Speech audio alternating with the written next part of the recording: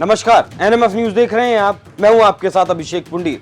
सरिया का कानून लगाकर अपने आप को बहुत बड़ा इस्लामिक देश बनने वाले तालिबान को अब होश आने लगा है, क्योंकि धर्म खाना नहीं देता और खाना खाने के लिए बिजनेस, अर्थव्यवस्था, तिजारत की जरूरत होती है। लेकिन तालिबान के पास यही नहीं है। लेकिन तालिबान थक हार कर अपनी रणनीति में अब बदलाव करने लगा है, और क्या बदलाव करने में लगा है इस रिपोर्ट में देखिए।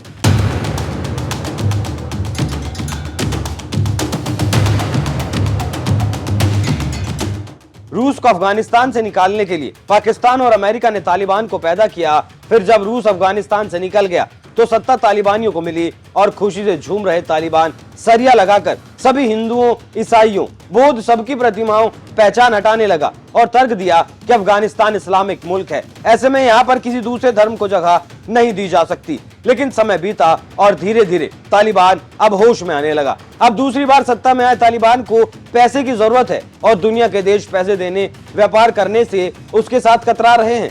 तालिबान थोड़ा लिबरल तो हुआ है, लेकिन अब भी उसकी हरकतें ठीक 90 के दशक जैसी ही हैं। ऐसे में भूख से फड़फड़ा रहे तालिबान ने अब 360 डिग्री घूमते हुए एक बड़ा फैसला लिया है और 90 के दशक में अपने ही हाथों बर्बाद कर चुके बुद्ध प्रतिमा को ठीक कर रहा है और उससे पैसे कमाने की कोशिश में भी लगा है। जी हाँ, खबरों की माने तो अफगानिस्तान की राजधानी काबुल से 40 किलोमीटर दक्षिण पूर्व में खड़ी चट्टानों को काटकर बनाई गई महात्मा बुद्ध की शांत मुद्रा वाली प्राचीन प्रतिमाएं हैं, उनको अब ठीक किया जा रहा है। तालिबान प्रशासन का मानना है कि अपने लोगों को भूख से बचाना है तो अपनी शरिया वाली रणनीतियों में बदलाव करना होगा, नहीं तो जिन पर हम शासन कर रहे हैं वो ही खत्म हो जाएं। तो इससे आप समझ सकते हैं कि तालिबान की रणनीति में कितना बदलाव हुआ है। इसके साथ ही साथ आपको एक और दिलचस्प जानकारी साझा करते चलें कि वैज्ञानिकों का कहना है जिस पहाड़ी पर बौद्ध प्रतिमाएं हैं वहां जमीन के नीचे सोना, तांबा और कीमती धातु हैं, और इसको लेकर तालिबान चीन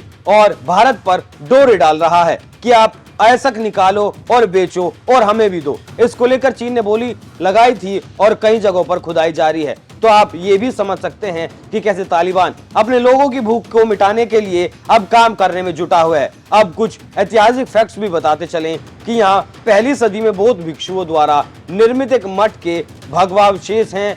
मुबारिज की माने तो उनका संरक्षण करना हमारे और चीनियों के लिए बहुत जरूरी है। अमेरिकी सैनिकों की वापसी के बाद अब ईरान, रूस और तुर्की समेत कई देश अफगानिस्तान की खनिज संपदा के उत्खनन में निवेश करना चाह रहे हैं।